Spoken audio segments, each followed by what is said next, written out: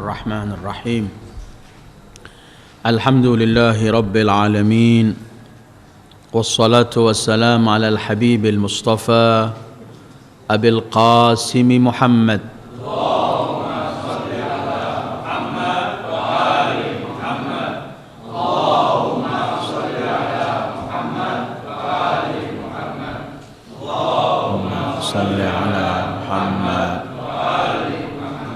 وآله الطيبين الطاهرين ولا حول ولا قوة إلا بالله العلي العظيم اللهم بحق محمد وآل محمد عليك صل على محمد وآل محمد وارزقنا ووالدينا وأزواجنا وأولادنا وذرياتنا من بعدنا حب محمد وآل محمد اللهم أحينا على ذلك وأمتنا على ذلك واحشرنا في زمرة من أحب محمدا وآل محمد مع محمد وآله يا كريم. أعوذ بالله من الشيطان الرجيم.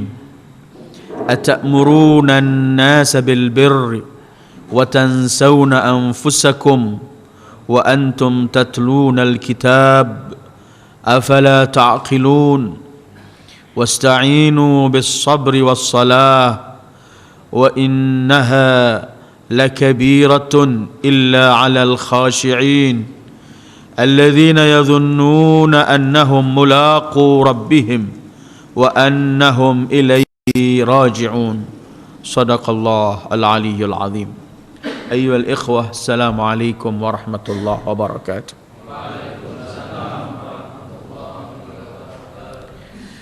Malam ini kita teruskan kajian kita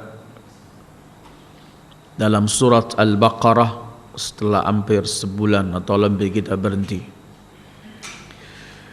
Terakhir kita berhenti pada ayat ke-43 dalam Al-Baqarah, yaitu firman Allah, wa aqimus salata wa atuz zakata warka'u ma'ar raki'in. Semenjak ayat ke-40 kita sudah mulai membicarakan mengenai Bani Israel dan Al-Yahud alaihimul la'nah. Dan ayat-ayat yang akan kita baca seterusnya ini masih berkaitan dengan mereka. Sebagaimana mereka, para kaum Yahudi, mereka ketika membaca Taurat mereka mengenal siapakah beliau Sayyidul Wujudi Muhammad sallallahu alaihi wa alihi. Bahkan mereka berkali-kali mengatakan kepada penghuni Makkah dan Madinah, dan yang terbanyak di Al-Madinah, kelak akan muncul seorang nabi terakhir, dan apabila nabi itu kelak diutus oleh Allah, kita semua wajib beriman dengan nabi itu.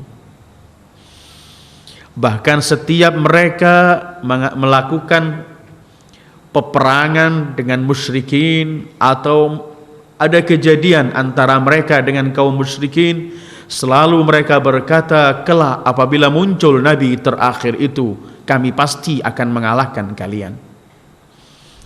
Nabi itu ditunggu oleh mereka dan selalu mereka beritahukan kepada orang-orang sebelumnya. Karena Al-Quran mensifati pengetahuan Yahudi terhadap Rasul yang akan diutus, Nabi terakhir Sayyidul Wujud. Allah mensifati pengetahuan dan kenal mereka dengan Rasul ini dengan firman-Nya, ya'rifunahu kama ya'rifuna abna'ahum. Mereka kenali Rasulullah seperti mereka mengenali anak-anak mereka sendiri. Tetapi ketika datang Rasul itu, merekalah kelompok manusia pertama yang menolak Rasulullah sallallahu alaihi wa alihi. Falamma ja'ahum kafaru bih. Ketika datang Rasul, spontan mereka mengingkari, mengkufuri Rasulullah sallallahu alaihi wa alihi. Dan kebanyakan kaum Yahudi adalah manusia-manusia, para ulama mereka yang akan kita bicarakan malam ini. Para ulama mereka ialah yang terkenal, yang disifati oleh Al-Quran, yuharrifunal kalima am mawadhi'i, suka merubah-merubah hukum Allah, merubah-rubah ketentuan Allah, merubah kitab yang Allah turunkan kepada mereka. Bahkan mereka disebut oleh Allah yashtaruna bi ayatillah thamanan qalila. Mereka perjualbelikan ayat dan hukum Allah dengan harga-harga yang sangat murah, dan sudah kita bahas ketika kita sampai kepada ayat 41 dalam surat Al-Baqarah. Ayat yang akan kita kaji malam ini, Allah berkhitab kepada mereka para ulama al-Yahud, ulama ahlul kitab, yang memutarbalikkan hukum Allah, yang menjualbelikan ketentuan dan hukum Allah.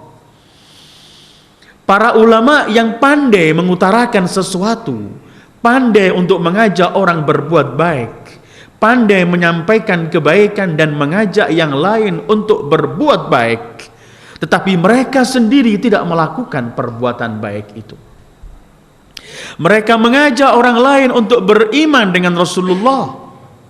Kelak apabila datang, ketika Rasul datang, mereka yang tidak beriman. Bahkan dalam beberapa riwayat berkaitan dengan ayat atamuruna an-nasa bil birr, mereka mempunyai para kawan-kawan yang orang-orang mustad'afin dari musyrikin yang masuk ke grup mereka. Orang-orang ulama Yahud ketika ditanya, bagaimana menurut kalian Muhammad? Mereka berkata, dia orang benar, ikutilah. Memerintahkan kepada orang-orang tertentu untuk mengikuti, tapi mereka sendiri tidak mengikuti. Mereka menganjurkan untuk orang melakukan salat dan mengeluarkan zakat, tapi mereka tidak melakukan hal semacam itu. Mereka pandai mengajak orang untuk melakukan kebaikan, apapun jenis kebaikan itu, tapi mereka orang yang paling jauh dari kebaikan itu. Ini terjadi pada ulama al-Yahud dan ulama ahlul kitab. Tetapi ayat Al-Quran yang akan kita baca ini, walau turun untuk mereka, tetapi al-ibrah bi'umumil lafz la bi khususis sabab.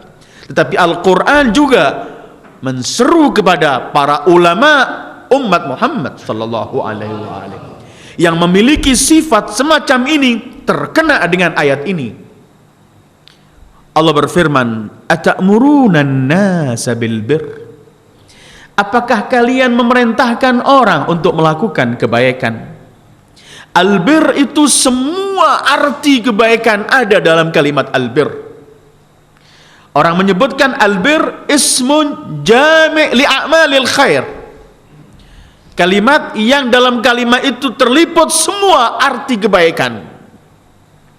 Karena itu ketika Allah menyerukan walakinnal birra man ittaqa, Allah seakan-akan menyebutkan dalam ayat ini, Allah mensimpulkan bahwa albir ialah jami'un littaqwa, semua arti ketakwaan ada dalam kalimat albir.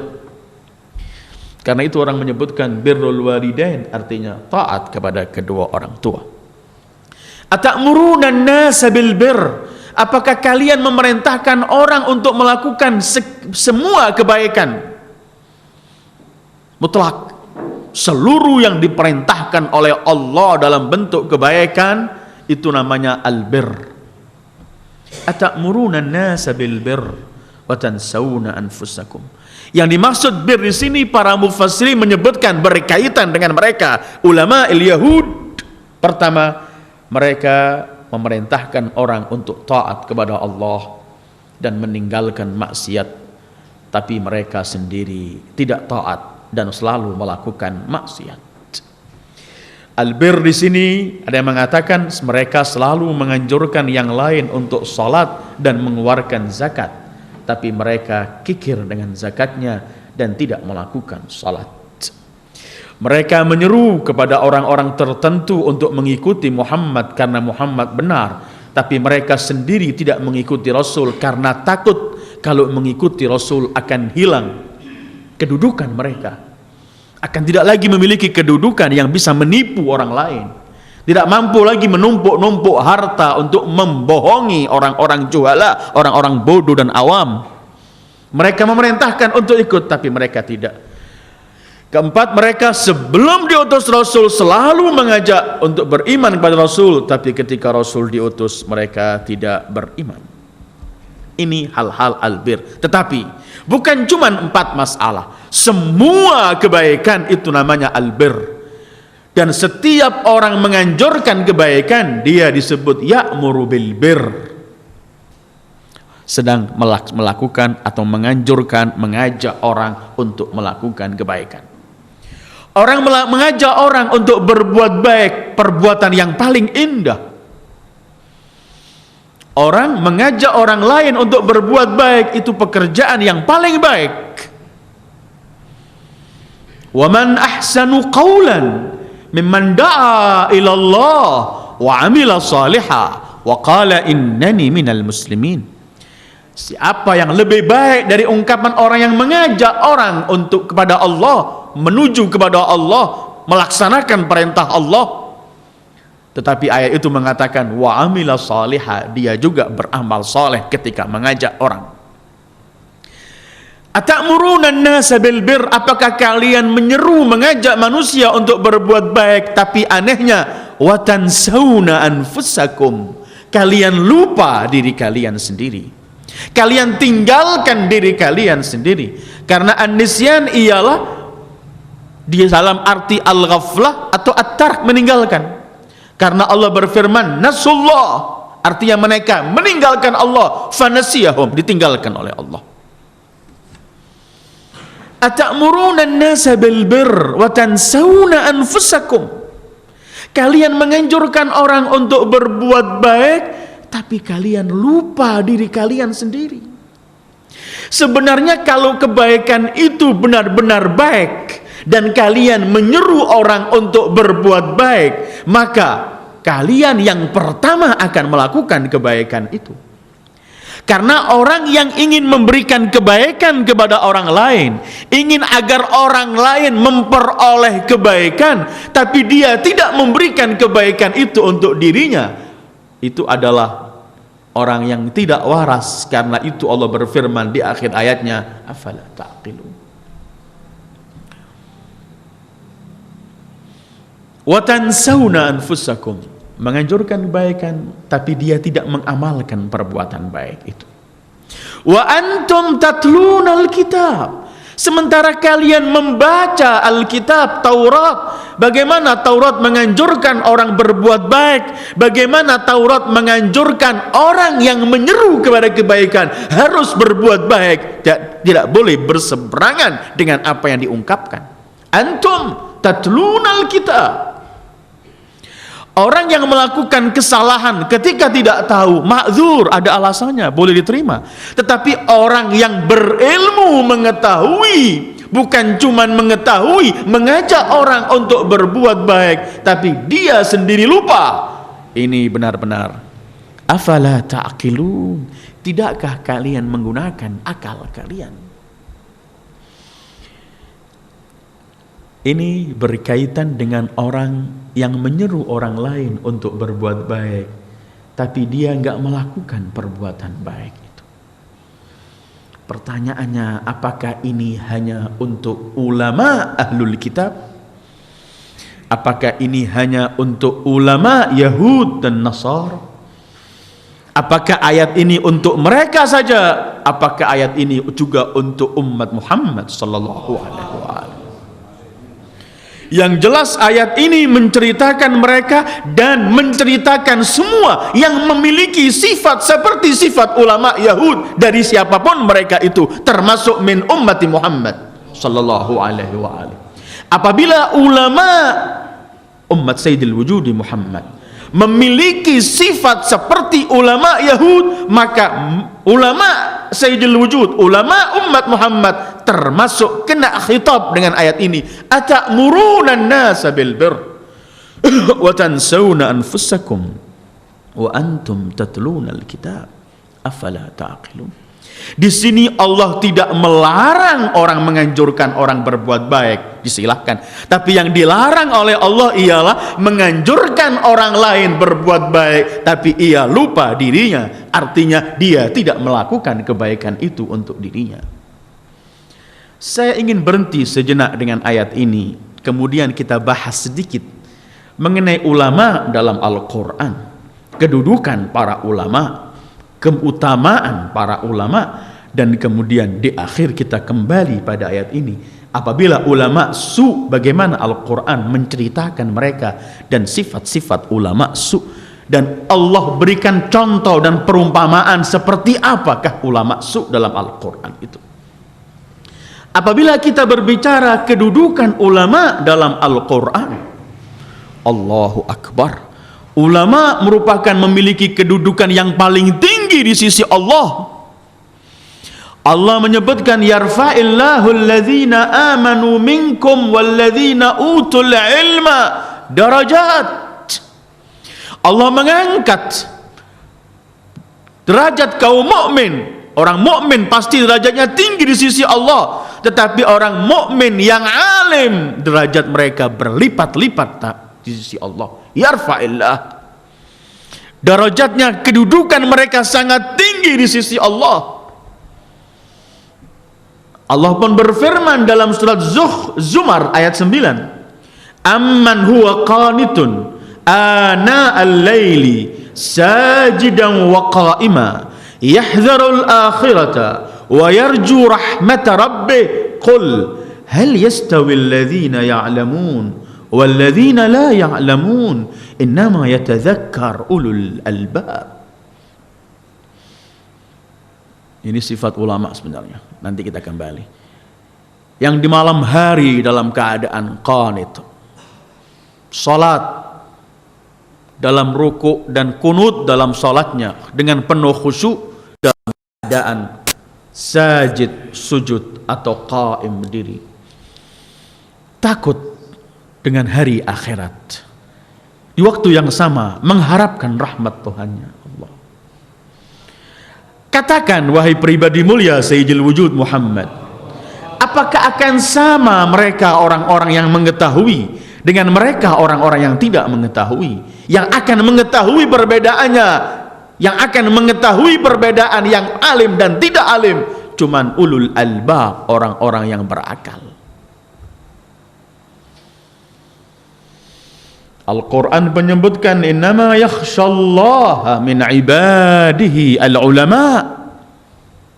Bahkan dalam riwayat-riwayat Rasulullah sallallahu alaihi wa alihi, sangat banyak sekali yang menyebutkan kedudukan tinggi para ulama dalam Al-Quran.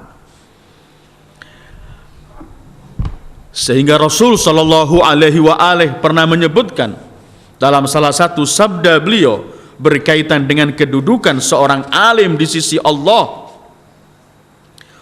Rasul bersabda, fadlul alim 'alal 'abid ka fadlil qamar 'ala sa'irin nujum lailatul qadar. Keutamaan seorang alim terhadap seorang yang ahli ibadah sebagaimana utamanya bulan purnama di waktu malam Lailatul Qadar dibandingkan dengan bintang-bintang yang lain. Bukan sekedar bulan purnama di sembarangan malam, tapi di malam Lailatul Qadar.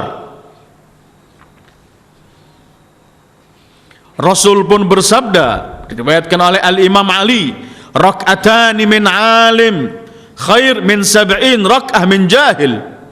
Dua rakaat salat seorang alim lebih mulia dari 70 rakaat seorang yang bodoh. Dan semacam sehingga Rasul pun bersabda kepada Imam Ali, ya Ali, sa'atul alim yattaki'u ala firashih yanzuru fi ilm khairun min ibadati 70 sana. Hei Ali, kata Rasulullah, seorang alim berbaring di tempat tidurnya sambil membaca ilmu, mengkaji ilmu, itu lebih baik dari ibadah orang 70 tahun.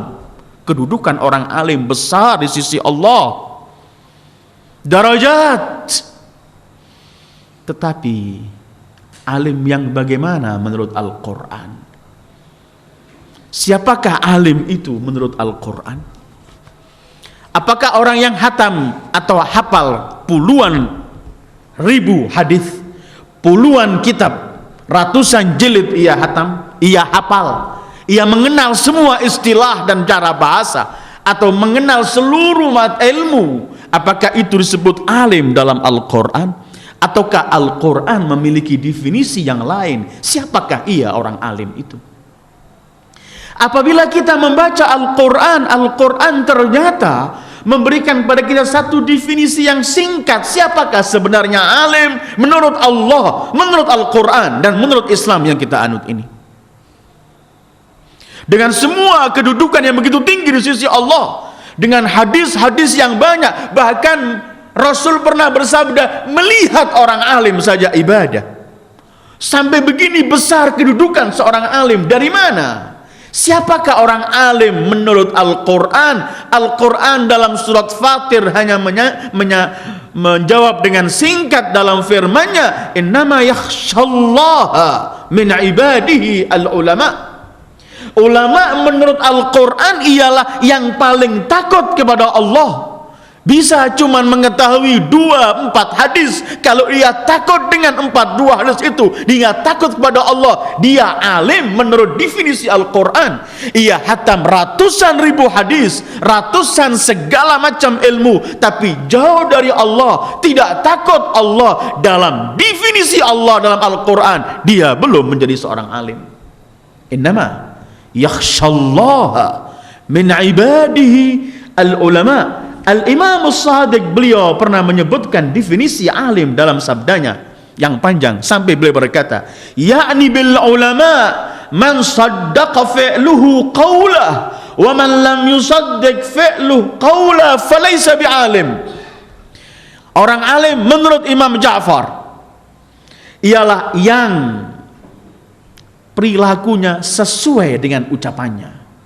Siapa yang perilakunya tidak sesuai dengan ucapannya, falaisa bi'alim, tidak tergolong orang alim.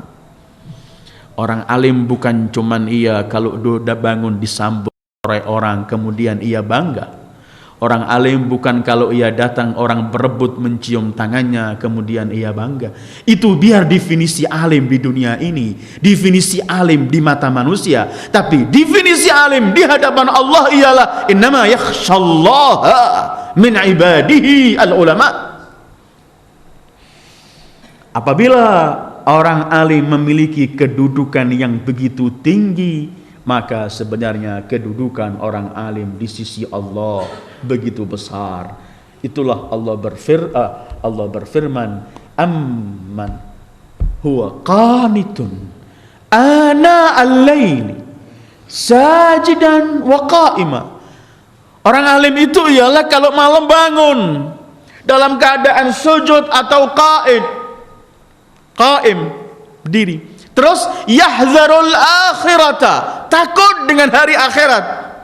Wa yarju rahmata rabbih, ia hanya mengharapkan rahmat Allah.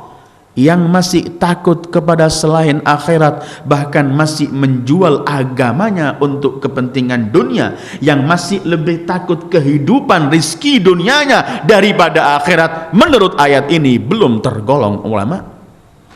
Yang masih mengharapkan kepada selain Allah, kemudian ketika mengharapkan kepada selain Allah, dia harus jual ayat-ayat Allah, jual hukum Allah, dirubah hukum Allah, maka bukan tergolong definisi ulama menurut Al-Quran.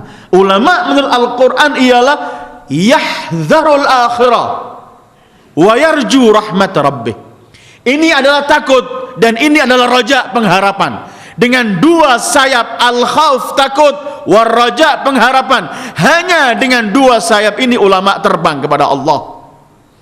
Kalau masih takut pada selain akhirat dan masih mengharapkan selain rahmat Allah, maka menurut Al-Quran, menurut kita silahkan kita definisi siapapun, tapi menurut Al-Quran belum Allah akan tanyakan hal yastawil ladzina ya'lamun wal ladzina la ya'lamun. Ya'lamun di sini ialah amman huwa qanitun ana al-laili sajidan wa qa'ima yahdharul akhirah wa yarju rahmat rabbih.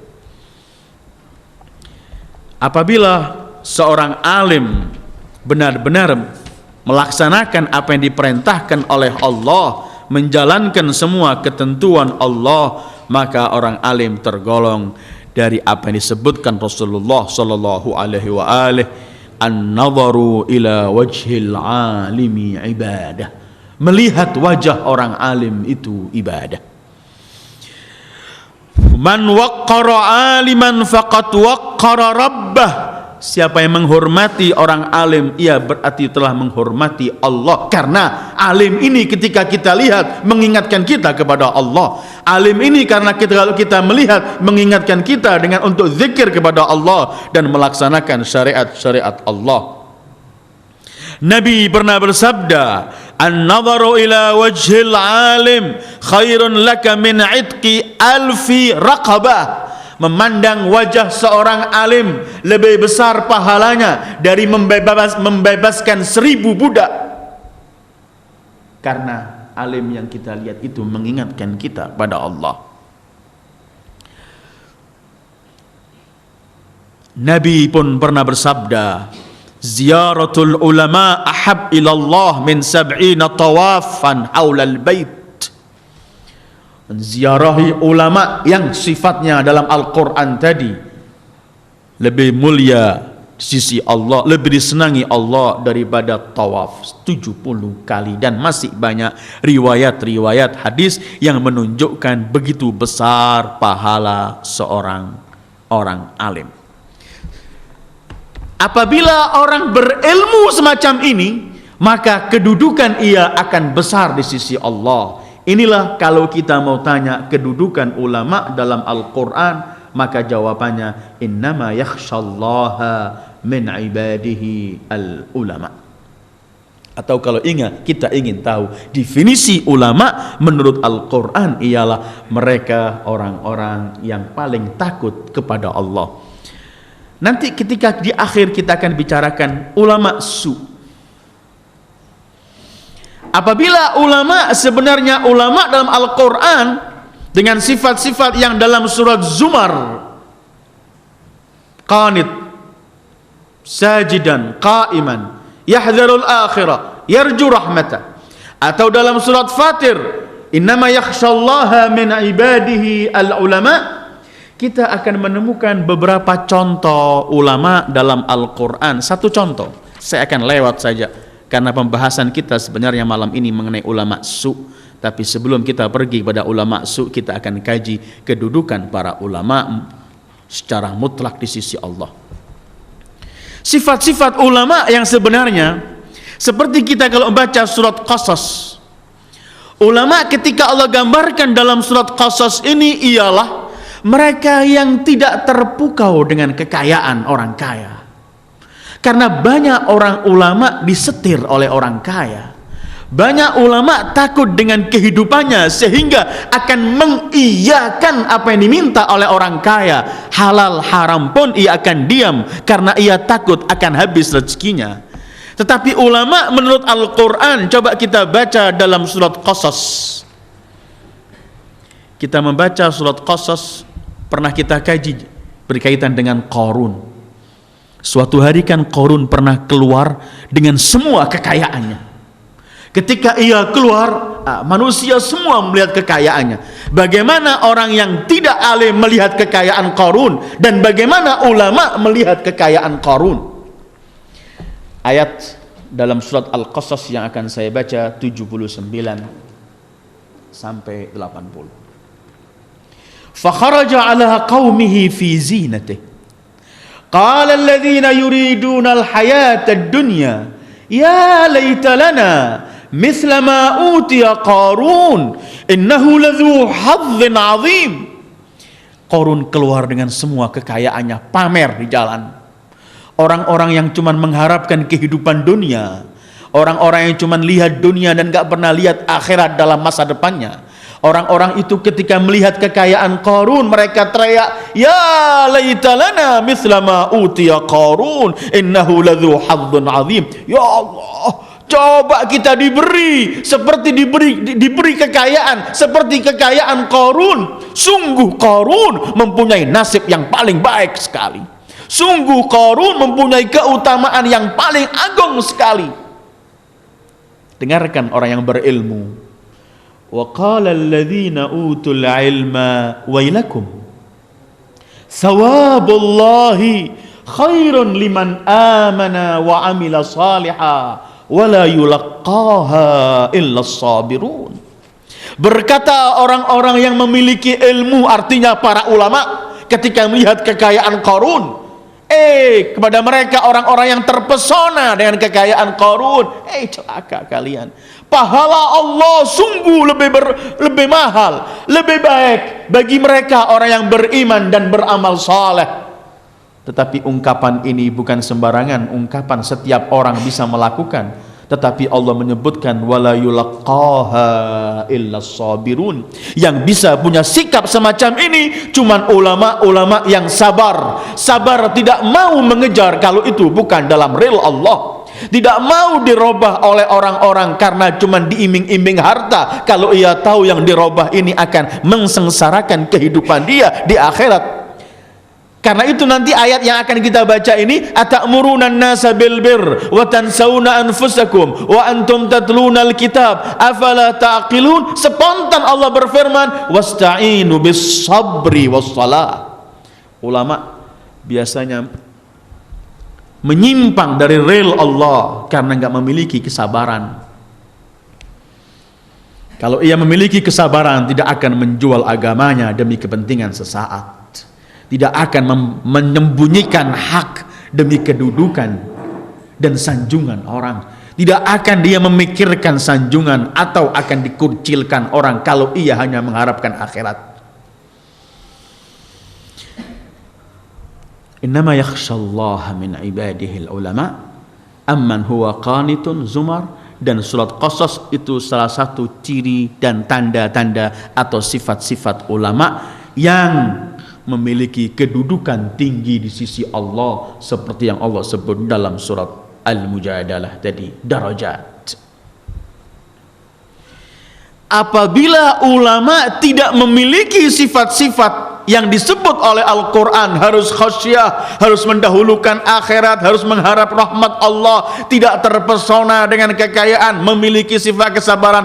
Apabila ulama tidak memiliki hal-hal semacam ini, maka menurut istilah Al-Quran dia bukan seorang alim dan bukan ulama, tapi menurut definisi dan pandangan orang masih dianggap ulama karena memiliki ilmu. Tetapi Al-Quran akan memberikan pada kita sifat-sifat ulama su. Mereka disebut ulama su yang telah menyimpang. Bukan lagi memandang mereka akan memperoleh menjadi ibadah. Bukan lagi duduk di sana mereka lebih mulia dari ibadah sekian, tidak. Tetapi mereka masuk dalam firman Allah, atamuruna an-nasa bil birr wa tansawna anfusakum wa antum tatluna al-kitab afala taqilun. Apakah kalian memerintahkan orang untuk melakukan kebaikan sementara kalian lupa dengan diri kalian sendiri, sementara kalian membaca dalil-dalilnya punya? Tidakkah kalian berakal? Ketika Allah menggunakan afala taqilun, menunjukkan bahwa ulama yang sudah lepas dengan sifat-sifat yang sebenarnya yang Allah inginkan dalam Al-Quran, sebenarnya mereka itu sudah nggak menyandang akal lagi. Karena itu Rasul ketika memberikan definisi orang gila yang sebenarnya, pernah saya sampaikan dalam majlis ini, ketika Rasul keluar dari rumah beliau melihat para sahabat berkerumun pada seseorang. Beliau tanya, apa ini? Qal majnunu bani fulan ya Rasulullah, orang gila dari kabilah fulan. Jadi ada orang gila berkerumun, orang melihat. Kata Rasulullah, taqulu majnun, qulu innahu musab. Jangan katakan di orang itu gila, katakan dia terganggu lah, kena musibah. Kemudian beliau memberi definisi gila sebenarnya. Innamal majnunu man athara dunyahu ala akhirati. Sebenarnya gila yang sebenarnya itu ialah orang yang mementingkan dunianya atas akhiratnya. Ini gila. Kalau ikut definisi ini lebih banyak yang gila daripada yang waras. Mudah-mudahan Allah enggak menjadikan kita tergolong mereka orang-orang yang gila sehingga mendahulukan dunia kita atas akhirat kita. Wa na'udzubillah. Afala ta'qilun. Ada beberapa ayat Al-Quran yang ingin saya baca berkaitan dengan Allah mengecam sekali orang-orang yang mendahulukan, orang-orang yang bertolak belakang. Apa yang mereka ucapkan tidak sama dengan apa yang mereka praktekkan. Ini satu ayat, atamuruna an-nasa bil birri wa tansawna anfusakum wa antum tatluna al-kitab afala ta'qilun.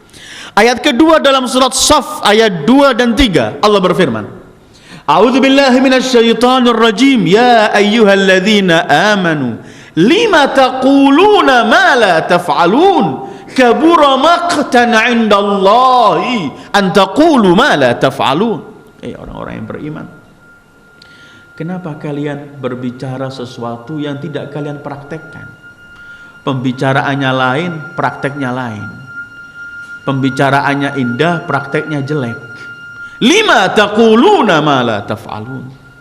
Terus kabura maqtan, Allah sangat murka. Al-maqtu al-bughdhu syadid, marah yang paling keras. Allah sangat-sangat murka dan marah kepada siapa? Kabura maqtan 'indallah an taqulu, untuk kalian berbicara ma la taf'alun, tidak dipraktekkan.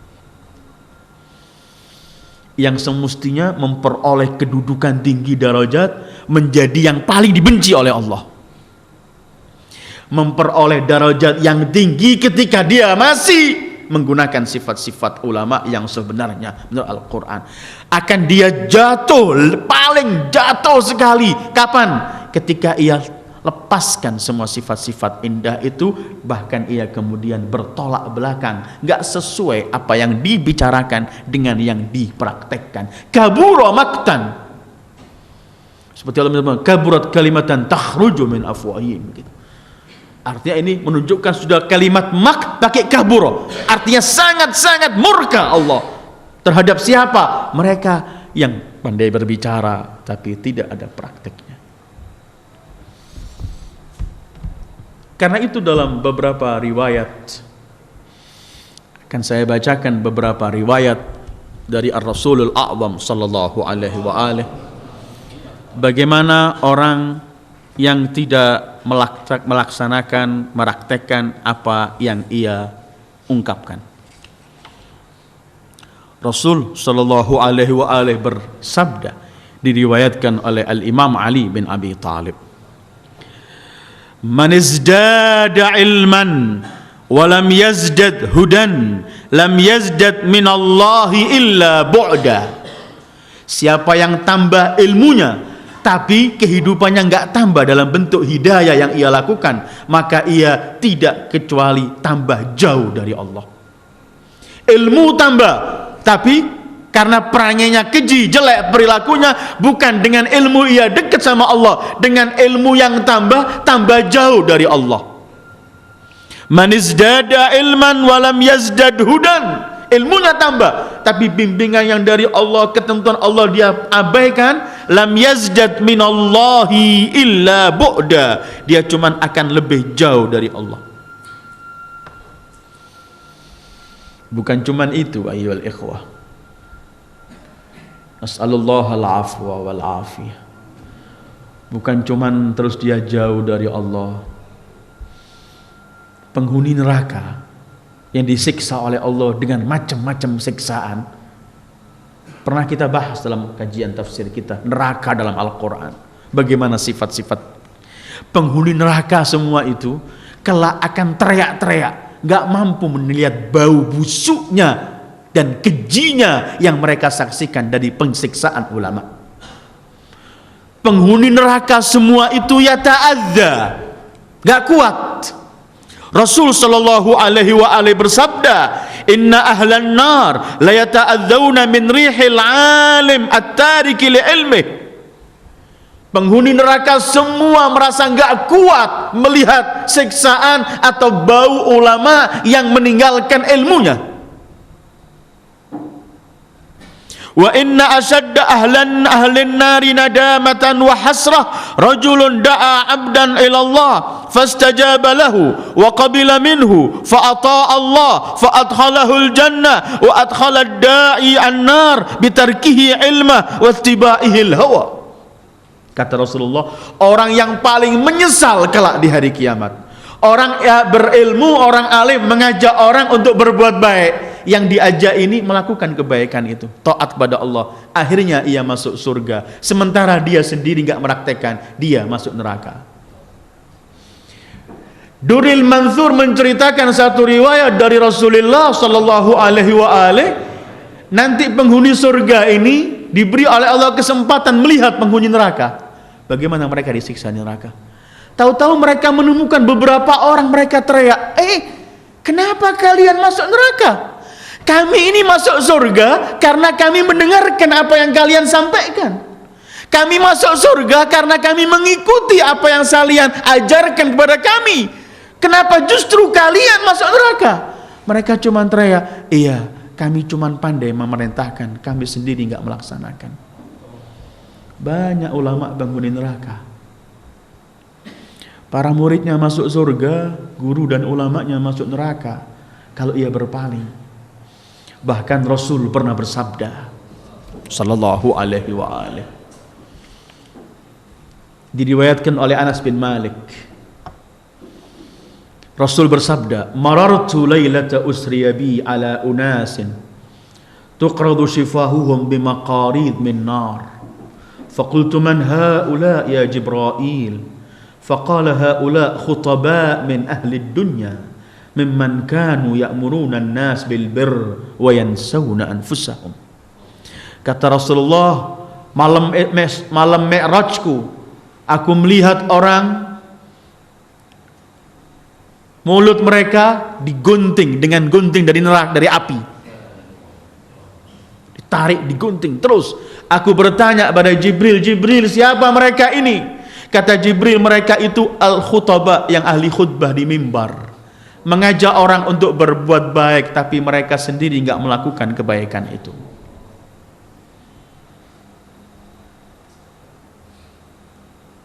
Ulama tetapi lebih keji kelak nasibnya di hadapan Allah. Karena itu kemudian Al-Imam As-Sadiq alaihissalam, beliau menyampaikan hadis dari Rasulullah, datuknya, inna min asyaddin nasi hasratan yaumal qiyamah man wasafa adlan thumma amala bi ghairih.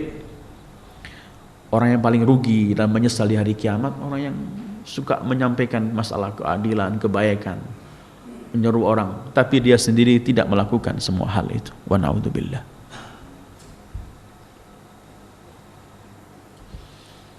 Ini yang Rasul sebutkan dalam beberapa riwayat hadisnya, bahwa orang yang memiliki ilmu kemudian tidak melakukan sesuatu, dia akan lebih jauh dari Allah.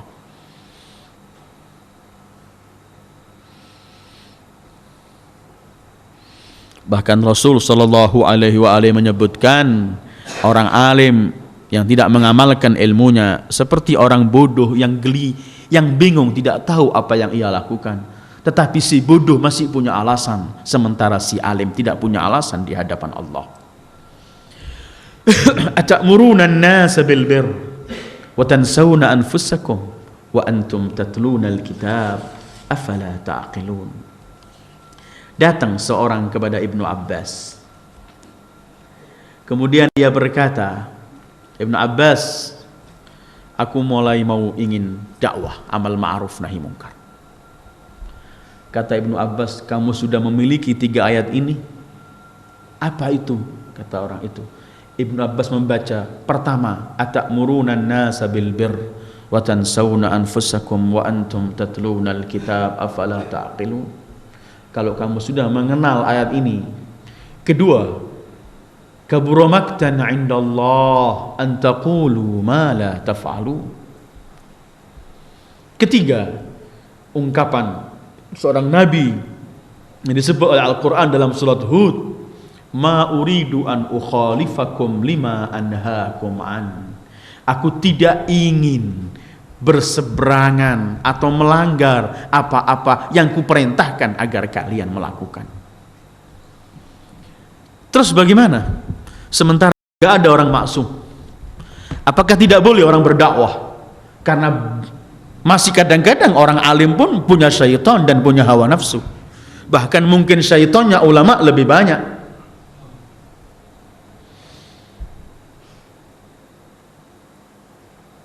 Sebenarnya bukan begitu. Amal perbuatan dakwah itu indah besar pahalanya. Tetapi di waktu yang sama melanggar ketentuan Allah yang telah Ia serukan agar orang melaksanakan juga termasuk dosa besar. Harusnya bagaimana? Harusnya ialah seorang alim harus menjaga dirinya semampunya. Apabila kemudian sebagai seorang yang gak maksum melakukan kesalahan, jangan terus mencari dalil untuk membenarkan kesalahannya, karena ia akan salah lebih banyak. Ketika ia tahu bahwa ia salah, cepat-cepat masuk ke pintu Allah yang tidak pernah ditutup, yaitu pintu taubat, dan di sana diterima oleh Allah taubatnya. Karena itu Allah menghendaki untuk bisa berdakwah dan beramal sekaligus. Wa man ahsanu qaulan mimman da'a ilallah wa amila salihah. Karena apabila orang akan beralasan saya tidak mau amal ma'ruf nahi mungkar, saya tidak akan mau berdakwah karena saya belum suci. Tidak ada orang suci illal maksumin, kecuali orang-orang yang maksum. Karena itu kita dalam dakwah ini ada dua yang kita lakukan, ialah kita untuk memerangi diri kita agar kita tidak melakukan hal-hal yang kita ketahui hal-hal itu keliru dan salah. Kedua, agar kita keluar dakwah di luar untuk mengajak orang agar enggak melakukan kekeliruan, agar pergi kepada Allah. Ini yang disebut ada al-jihadul asghar, ada al-jihadul akbar. Dan al-jihadul akbar lebih sulit. Jihad akbar ialah melawan diri, masing-masing melawan dirinya agar jangan melakukan hal-hal yang berseberangan dengan apa yang ia seru. Tapi di waktu yang sama ada jihadul asghar, mengajak yang lain untuk melakukan kebaikan. Karena kalau kemudian orang berhenti dengan ayat-ayat semacam ini, tidak ada orang berdakwah. Tapi yang paling keliru itu ialah apabila orang mengetahui kesalahannya kemudian tetap mempertahankan kesalahannya karena gengsi. Kan ulama itu yang paling banyak gengsi. Takut kalau dia enggak menjawab, dia jawab hatta dia enggak tahu. Nah, ini keliru besar di hadapan Allah. Karena qaulul la adri itu lebih baik. Aku belum mengetahui itu sangat indah. Karena semua pun yang kita ungkapkan, jangan pernah orang mengatakan ini dariku, ini kebaikan aku ungkapkan. Tidak. Islam mengajarkan semua keindahan yang mampu kamu ungkapkan nisbatkan kepada Islam, bukan dari dirimu. Wa man ahsanu qaulan mimman da'a ilallah wa amila salihah wa qala innani minal muslimin. Aku hanya tergolong kaum muslimin, enggak lebih. Yang ku bawa adalah yang dari Islam, yang sedang ku baca dan sedang ku kaji. Kalau tidak, contoh ulama dalam Al-Quran, ulama su itu contohnya paling keji dalam Al-Quran. Kalau kita mau contoh ulama, akan saya sampaikan ada dua contoh dalam Al-Quran. Ulama yang semestinya tinggi kedudukannya menjadi yang paling rendah. Allah berikan dua perumpamaan dalam Al-Quran mengenai ulama yang berseberangan dengan sifat-sifat indah yang harus dimiliki. Perumpamaan pertama dan contoh pertama adalah, semoga Allah memuliakan majlis ini. Contoh pertama ialah seperti anjing, kamatsalil kalb, dalam surat Al-A'raf 175. Sebentar lagi saya baca. Contoh kedua dalam surat Jum'ah ayat 5, seperti keledai. Satu seperti anjing, satu seperti keledai. Ini contoh ulama dalam Al-Quran. Ulama yang mana? Ulama yang menyimpang dari kebenaran. Semestinya memiliki derajat yang tinggi menjadi yang paling hina. Saya akan bacakan 175 dalam surat Al-A'raf. Allah berfirman, A'udzubillahi minasyaitonir rajim. Watlu 'alaihim naba'a alladzi atainahu ayatina fansalakha minha fa'atba'ahu asy-syaitan fakana minal ghawin walau syi'na la rafa'nahu biha walakinnahu akhlada ilal ardi wattaba'a hawahu famathaluhu kamathalil kalbi in tahmil 'alaihi yalhath aw tatrukhu yalhath dzalika mathalul qaumil ladzina kadzdzabu biayatina faqsusil qasasa la'allahum yatafakkarun. Hei pribadi mulia Sayyidil Wujud Muhammad, bacakan pada mereka cerita orang terdahulu Bani Israel lagi, orang alim yang kami berikan ilmu, tetapi akhirnya dia lepas dari ilmu itu. Insalakha, lepas. Asal arti kalimat insalakha itu ialah, kalau kita pernah melihat orang menyembelih kambing kemudian digantung, dikeluarkan kulitnya, itu insalakha artinya. Tadinya ilmu itu bergandengan, nempel dengan jasadnya, tapi dia melepas semua ilmu itu dari badannya, lepas total seperti orang melepas kulit dari daging yang disembelih. Fansalakha minha fa'atba'ahu syaitan. Tadinya dengan ilmunya syaitan juga menjauh dari dia. Ketika dia lepas dengan sifat-sifat ilmu sebenarnya, dirangkul oleh syaitan, diikuti menjadi kawan syaitan. Fakana minal ghawin, akhirnya menjadi orang yang paling sesat. Terus walau syi'na la rafa'nahu biha, sebenarnya kalau kami menginginkan dengan ayat-ayat, dengan ilmu-ilmu tadi, rafa'nahu biha, kami akan sanjung tinggi dia dengan ilmu yang dimiliki. Walakinnahu akhlada ilal ard, dia lebih milih bumi, artinya lebih milih kehidupan duniawiyah, lebih mementingkan hidup duniawi. Akhlada ilal ard. Kedua, wattaba'a hawa, lebih mementingkan hawa nafsunya daripada menyerahkan hawanya untuk hak, mengikuti hawa nafsunya. Famathaluhu kamathalil kalb, maka contoh alim itu seperti anjing. Kamu biarkan dia mengeluarkan lidahnya, kamu kasih mengeluarkan lidah, orang Jawa bilang melet. Dalam semua hal dia mengeluarkan lidahnya, seperti orang yang nggak pernah kenyang, dahaga terus. Ulama kalau sudah mementingkan dunia, dia nggak pernah kenyang. Semua ia akan terima, tawaran apapun ia akan terima. Yang penting ia mendapatkan harta, dan jiwanya akan menjadi jiwa jahannam. Qila laha halim talati fataqulu hal min mazid. Sudahkah kamu cukup? Tidak, mau tambah terus. Mathaluhu kamathalil kalb, contohnya seperti anjing. Kamu beri tetap mengeluarkan lidahnya, tidak kamu beri tetap mengeluarkan lidahnya. Yang tetap dahaga. Dan ulama yang cuman akhlada, mementingkan dunia dan mengikuti hawa nafsu, orang yang tidak pernah puas, dia akan terus mengikuti apa yang akan memperoleh, atau ia akan mengikuti semua seruan yang akan memperoleh harta dari seruan itu. Wa na'udzubillah. Mathaluhu kamathalil kalb, kata Allah akhirnya, itulah contoh umat yang telah membohongi ayat Allah. Faqsusil qasas, ceritakan cerita ini, la'allahum yatafakkarun, moga-moga mereka mau berpikir dan merenungkan. Contoh pertama seperti anjing. Contoh kedua, ulama su dalam Al-Quran seperti keldai. Keldai ini kalau kita baca dalam wasiat Luqman pada putranya ketika jangan ngangkat suaranya, semua mengatakan inna angkarul aswat la sautul hamir, suara yang paling jelek adalah suara keldai. Tapi ternyata Allah menyebutkan mathalul ladzina hummilut taurata thumma lam yahmiluha kamathalil himari yahmilu asfara bi'sa mathalul qaumil ladzina kadzdzabu biayatillah wallahu la yahdil qauma adh-dhalimin. Sebelum saya teruskan Al-Jum'ah ini, yang masalah anjing tadi itu, para mufassirin Allah enggak menyebutkan siapa namanya.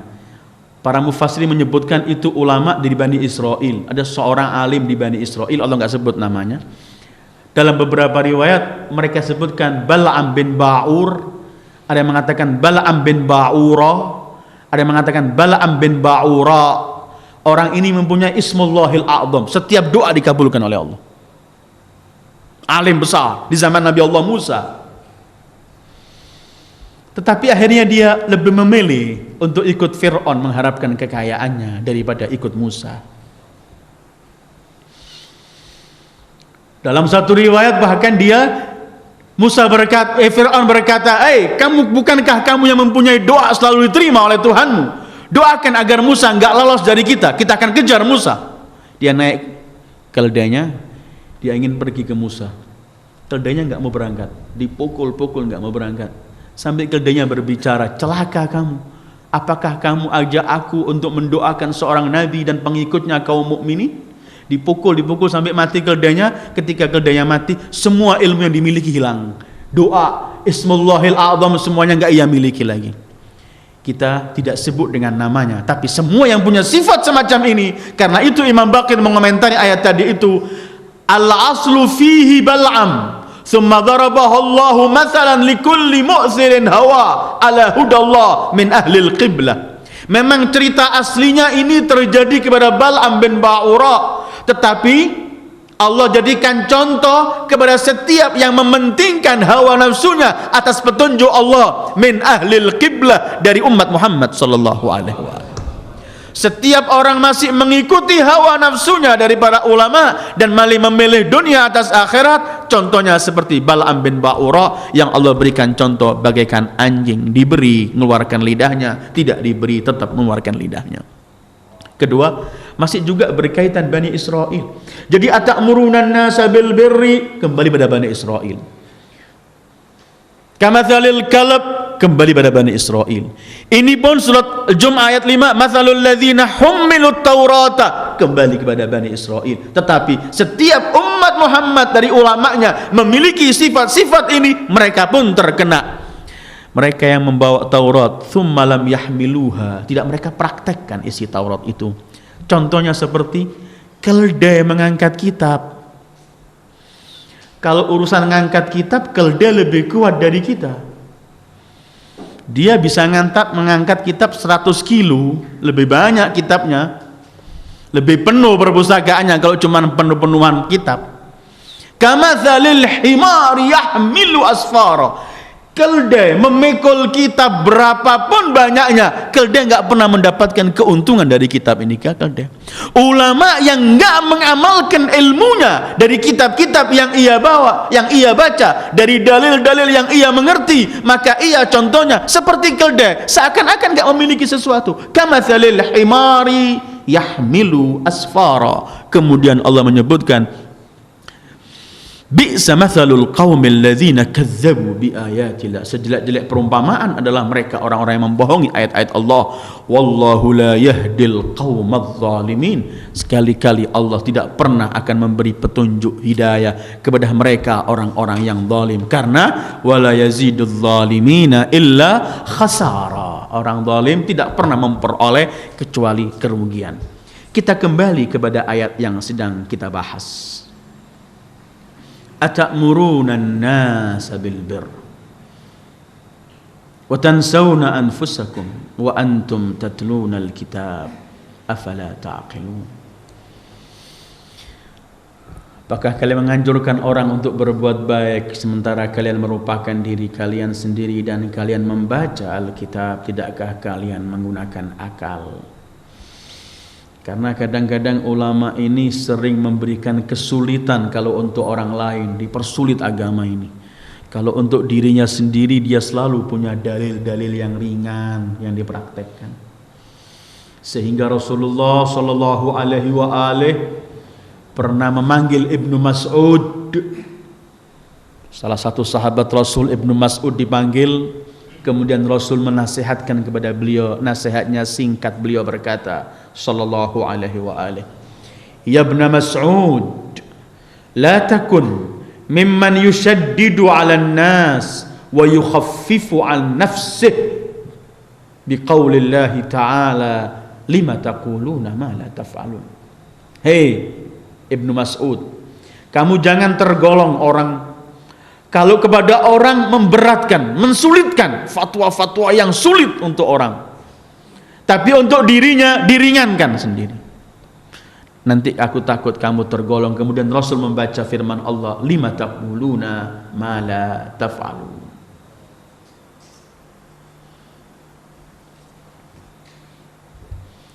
Atamuruna an-nasa bil birr wa tansawna anfusakum wa antum tatluna al-kitab. Ada murid al-Imam As-Sadiq bernama Ya'qub bin Shu'aib datang kepada Imam Ja'far Shadiq, kemudian menanyakan ayat ini, atamuruna an-nasa bil birr wa tansawna anfusakum. Dia tanya tafsiran ini, Imam Ja'far Shadiq spontan begini tangannya. Fa wadha'a yadahu ala halqih. Beliau meletakkan tangannya di sini dengan begini, kemudian beliau bersabda, kadzabihi nafsah. Orang yang pandai menganjurkan kebaikan tapi enggak meraktekkan, seperti orang menyembelih dirinya sendiri. Kelak di hari kiamat, menurut Al-Imam Ja'far Shadiq, yuqalu linnas ya linnasi nafsah, dikatakan kepada orang yang lupa dirinya, cuman pandai mengajak yang lain, gak pernah melihat dirinya. Kelak di hari kiamat Allah akan berkata kepadanya, ya khain, atutalibu khalqi bima khanta bihi nafsak wa arkhaita anhu inanak. Hei penipu, apakah kamu minta, apakah kamu paksa, kamu anjurkan hamba-hambaku untuk melakukan sesuatu yang kamu sendiri, kamu khianati dirimu dan kamu berpaling dari sesuatu itu? Atamuruna an-nasa bil birri wa tansawna anfusakum wa antum tatluna al-kitab afala ta'qilun. Setelah ini wasta'inu bis sabri was salah wa innaha lakabiratun illa 'alal khashiin. Selalu mintalah pertolongan dengan sabar dan salat. Sebenarnya yang menjadikan orang hidup zigzag ini adalah ketika ia hilang kesabarannya. Apabila dia bisa hidup dengan sabar, dia tidak bakal akan menjual agamanya.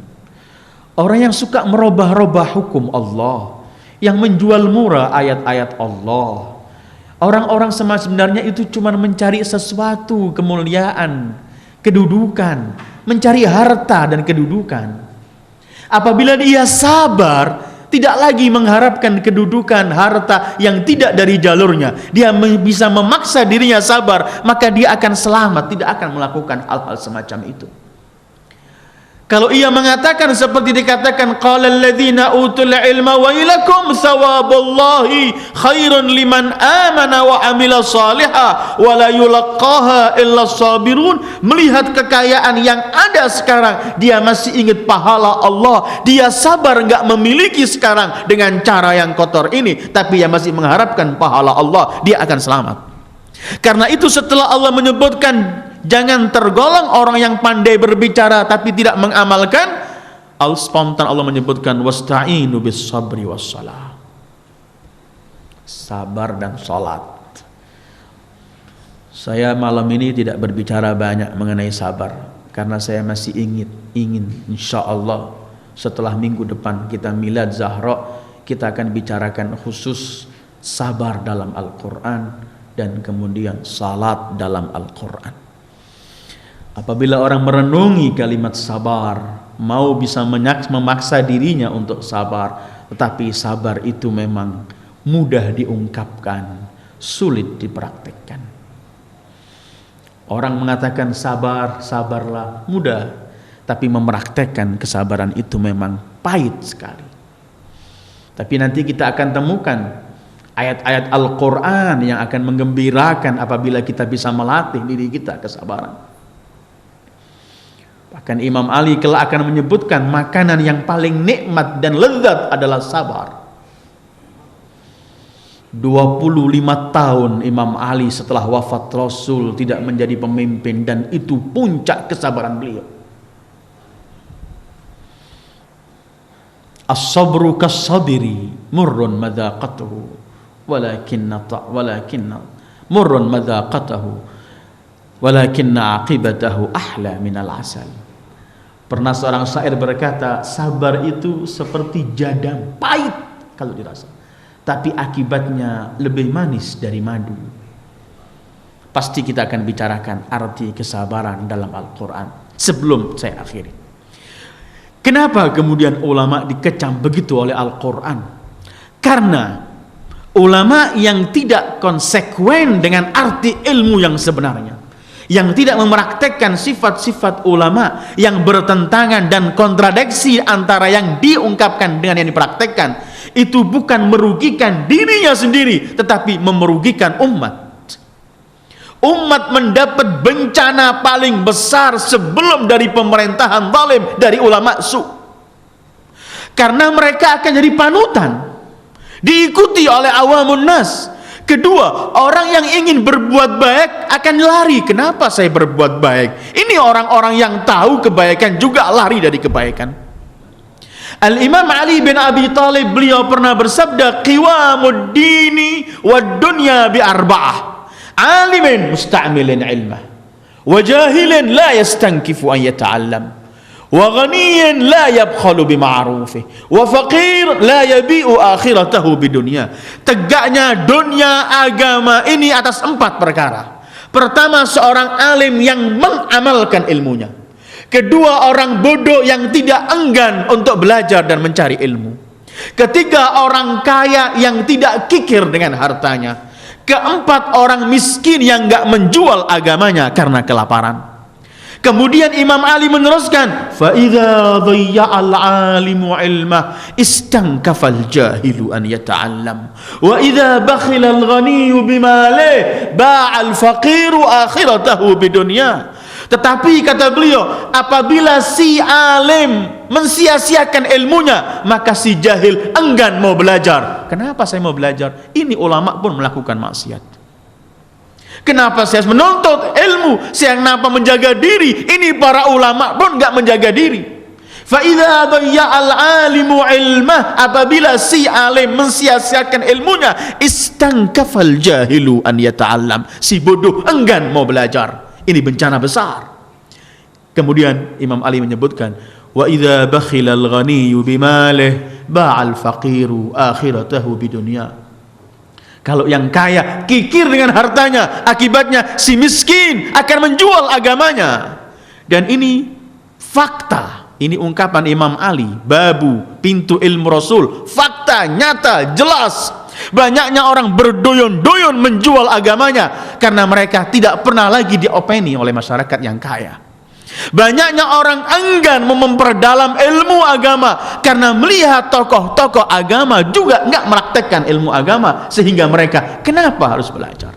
Karena itu ulama su bukan cuma bencana untuk diri mereka kelak di akhirat, tapi bencana untuk umat, wa na'udzubillah. Karena itu kemudian contoh mereka adalah anjing dalam Al-A'raf, dan contoh mereka adalah keledai dalam surat Jum'ah.